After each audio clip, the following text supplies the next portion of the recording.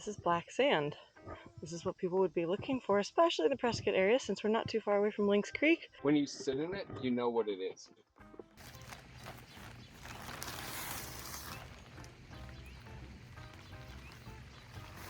I have no idea.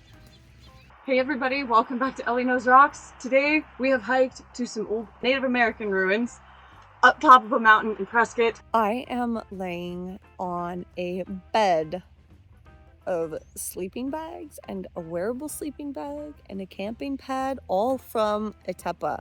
And we're going to check out all of this camping gear today.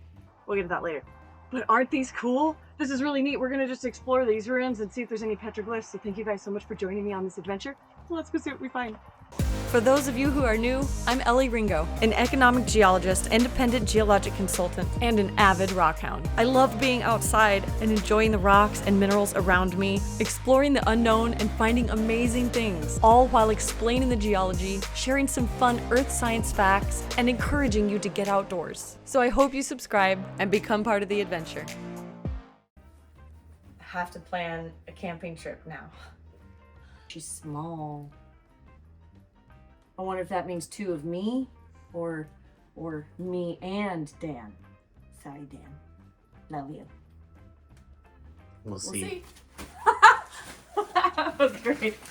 Now, what better way to start off a planned camping trip than to go on a hike? And we're going to look for an awesome Native American ruin out in the forest of Prescott, Arizona today before we head back to the campground, aka the backyard. But first, geology and the hike. Beautiful day in Prescott for hiking. Check it out. We have some very interesting specular hematite. This is black sand. This is what people would be looking for, especially in the Prescott area since we're not too far away from Lynx Creek. You'd be looking for this when you look for gold. Wishing I had my hat today, but I forgot it. I'm sorry, the backside of Granite Mountain is just way too pretty not to take a video of. On approaching this amazing place, it's really tucked back into the woods. You can't see it unless you start to get right up close and personal. Then you start to see the cool walls and the stacked up rocks that are creating the walls. And you can see they spend a lot of time. A lot of the walls are several layers deep of rock. I loved this feature over here. I am betting this had to be some kind of pantry. It's way too small for a room. So they had to have been storing something in here because it's pretty fortified all the way around it, but I'm not exactly sure. I loved seeing the wildlife. The little lizard just kind of made my day. He was super cute. I love exploring little cracks and stuff. I usually always have a flashlight thanks to Olight. I always bring one with me. Even though there was nothing inside here, I was still really curious and I always love to peek inside the holes just in case. Dan had climbed around the other side and I kind of wanted to go over there, but again, another crack. And for those of you that are claustrophobic, I'm sorry if this freaks you out. I think it's pretty cool. I always like to see if there's anything on the ground or if there's critters in there. I've been scared more than once because of that, but I'm still willing to stick my head in there and find out. Dan was poking around in this area and it just looks like another room or maybe a balcony or a lookout area. I found it really cool. And we didn't find anything else up over here except for a really great view. Ooh, I'm always leery for snakes. Look at that. All that direction. This right here looks like part of it fell down. This big wall. It goes all the way over there that we climbed up.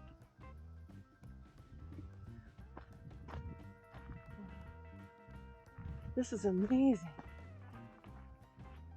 There's more. Look, the wall goes this way. The little room over here. Oh man, there's a whole nother section. This is really, really gigantic. Oh my gosh, there's a whole nother piece.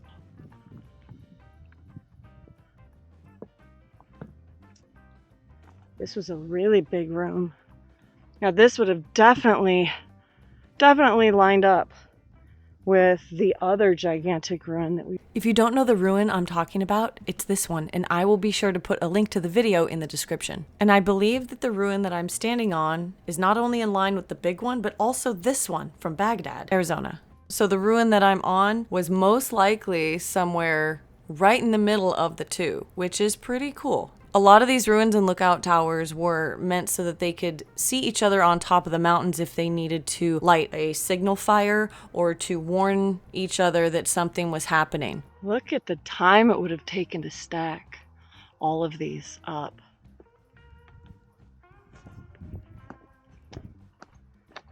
This is amazing. I can't believe it just keeps going over there.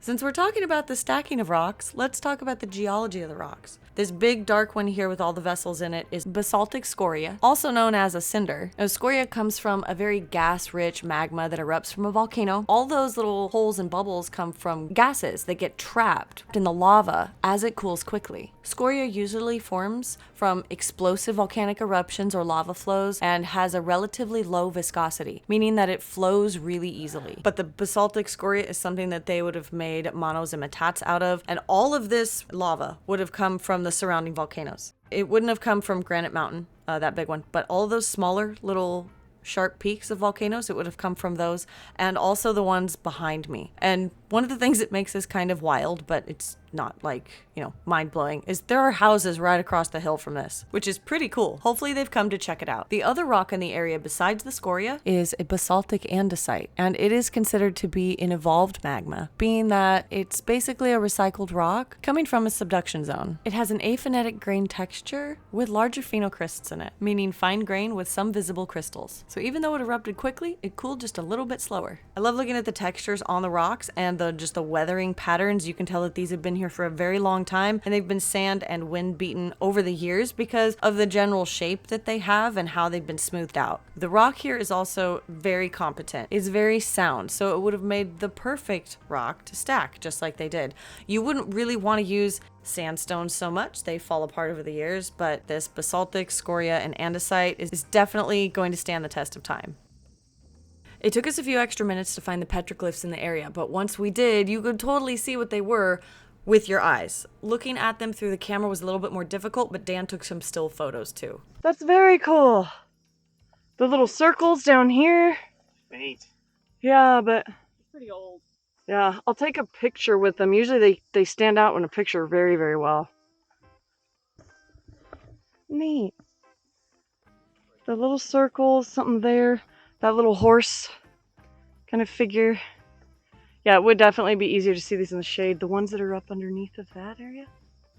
See that? You can. But it's just, and then there's another one that looks directly that way. I mean, look, if you were like really thinking about it, they could, that's newer, but they could have put like their beer or lunch right there. Beer. Sat here and put another beer right there. But that's Big like, beer that's drinker. cracked Oh, out. look at that. Yeah, Yeah, right there. right there. It's a beer holder. When you sit in it, you know what it is. Wow, is this like the sun It's like lounging actually here? comfortable though, right?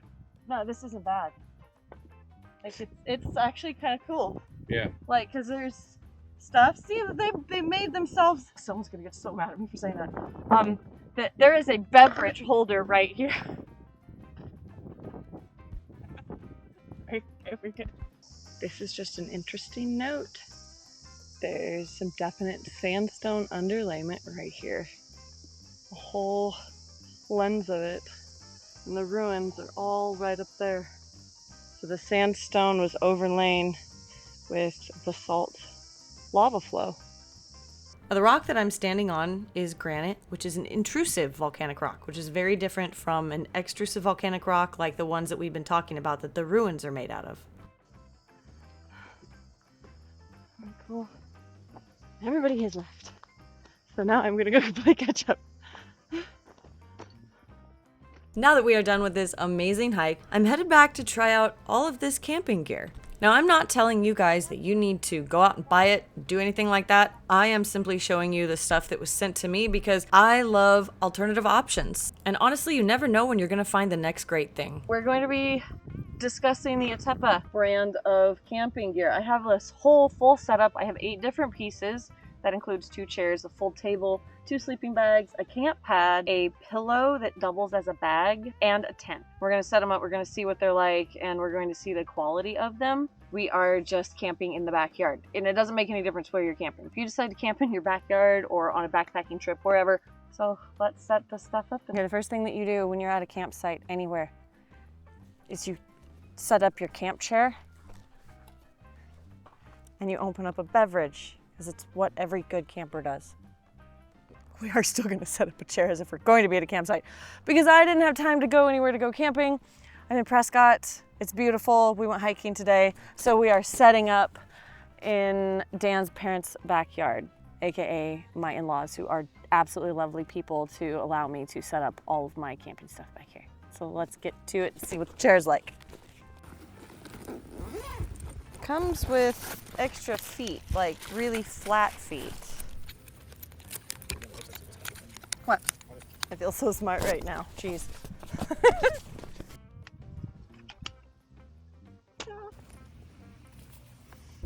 Okay, they don't clip in on over the backs. Hopefully it's all good.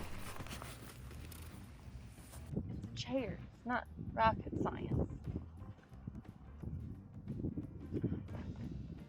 They just run over the backs. Hopefully it's all good. We'll have Dan sit in it later, just to make sure that it's okay. But so far, so good. Beverage holder complete. Gosh, it has an entire full color picture diagram. Ta-da!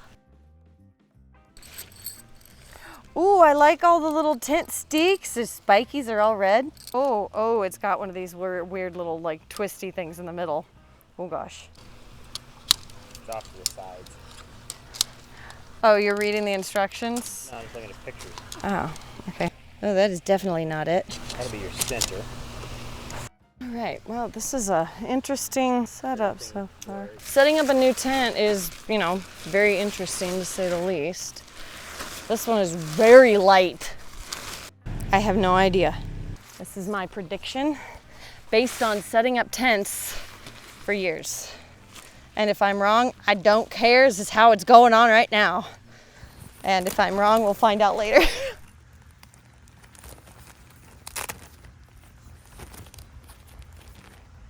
That's awesome.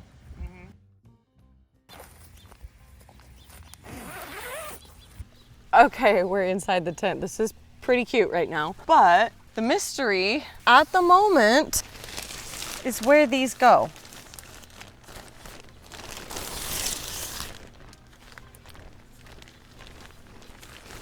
I have no idea.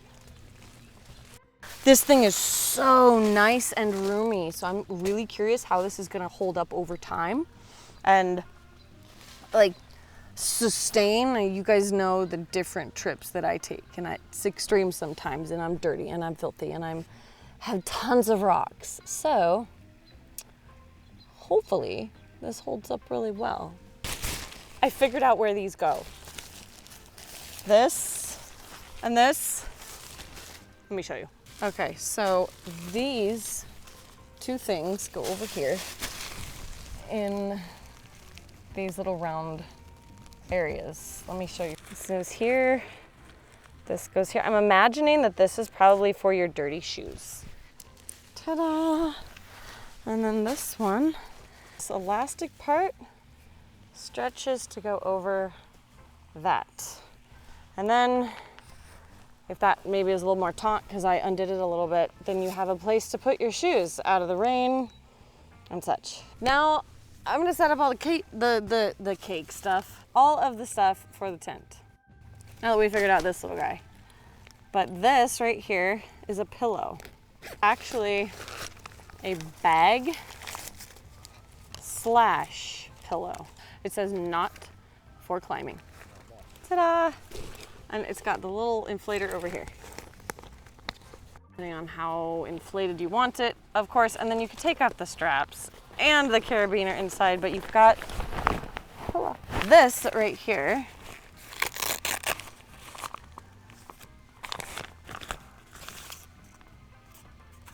This is interesting.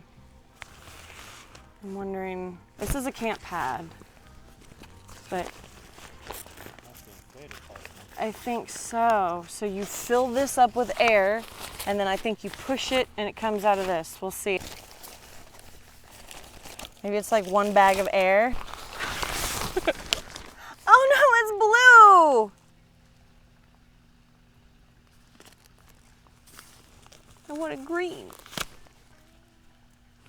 I won't die. No one's gonna see it, but still, the green makes me happy.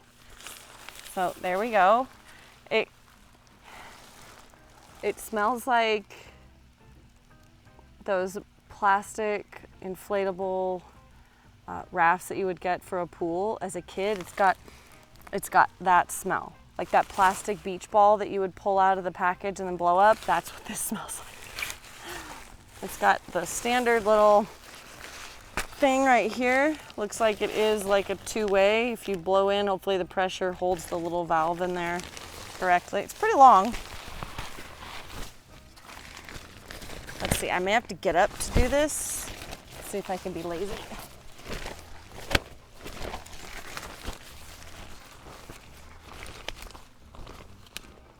Let's see if it works. Ooh. Okay. There isn't any. Okay, so that worked. Now I just gotta do this a couple more times. I guess it doesn't take too much, but I want as much air as possible. Because I don't know how many times it's gonna take me to do this. You think they do this for fun? So they're like, people, as you're camping, like, what are they doing?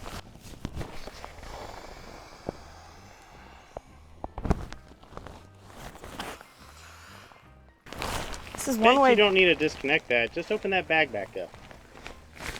And then what? All the way up. Kind of fluff it around a little.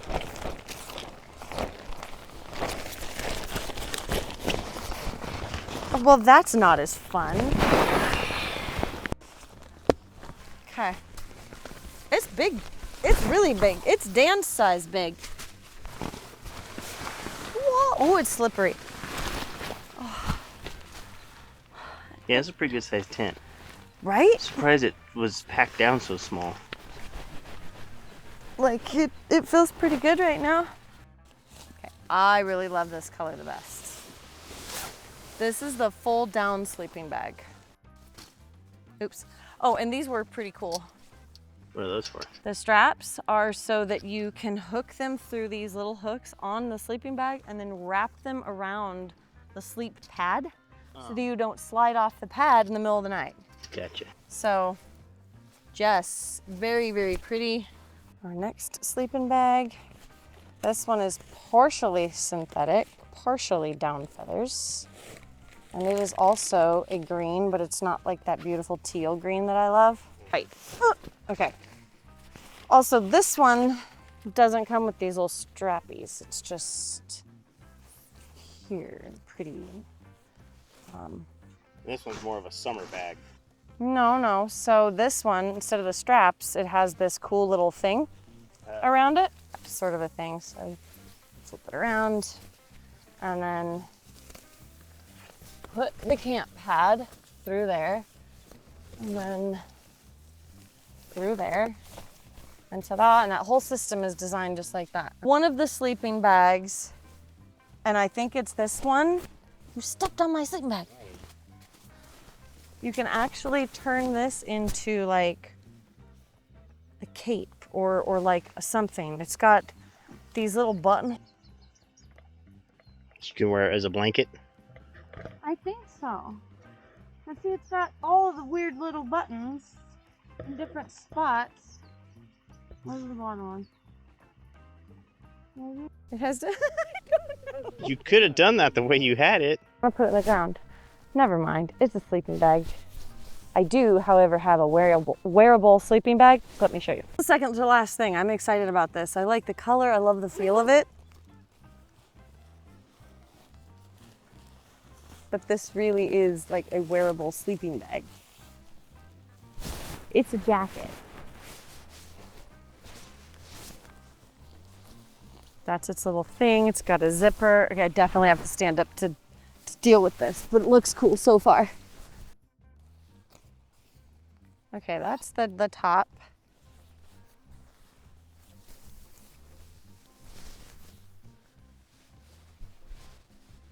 See, this is what I thought the sleeping bag was doing. Clearly, I have no idea. I really, really, really love an oversized jacket. And then you get like a little pouch to put things in, like your phone or like marshmallows, extra camp stuff. Small cat. A small cat. Oh, kitty. But isn't it cool? Like,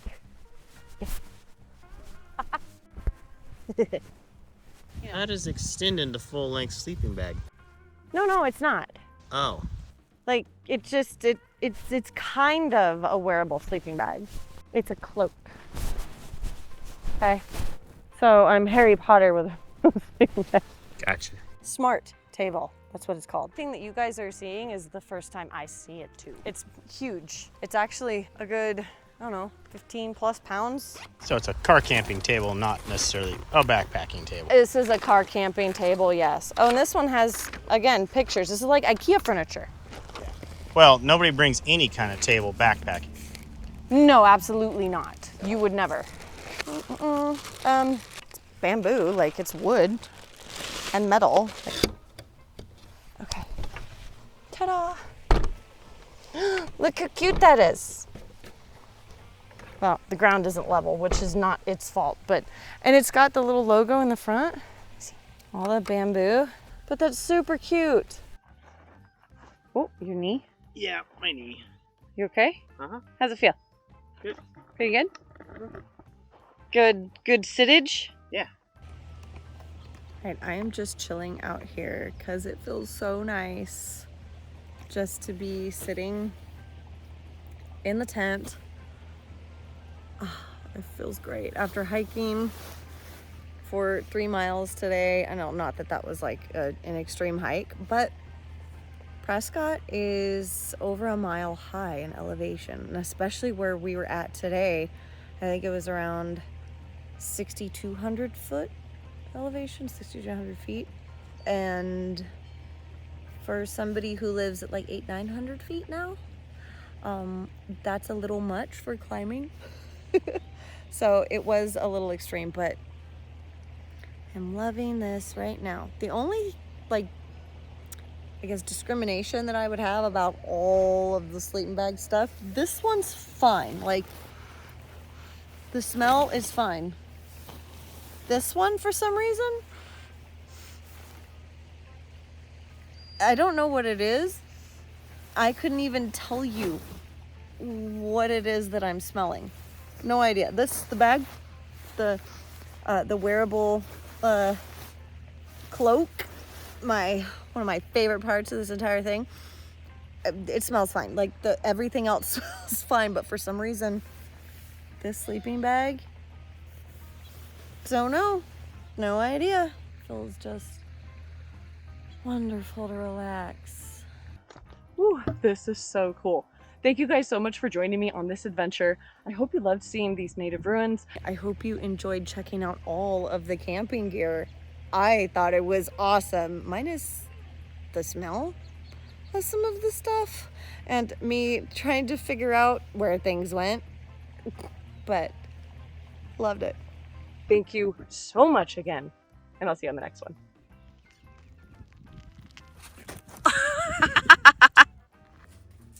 I know, it's not a sharp knife. It's just like a steak knife in the kitchen. You don't need to play with the knife, or thank you, baby.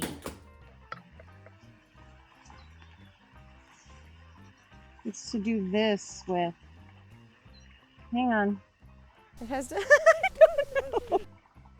I can do this, I swear. Oh my gosh. I think you were on the closer path the first time.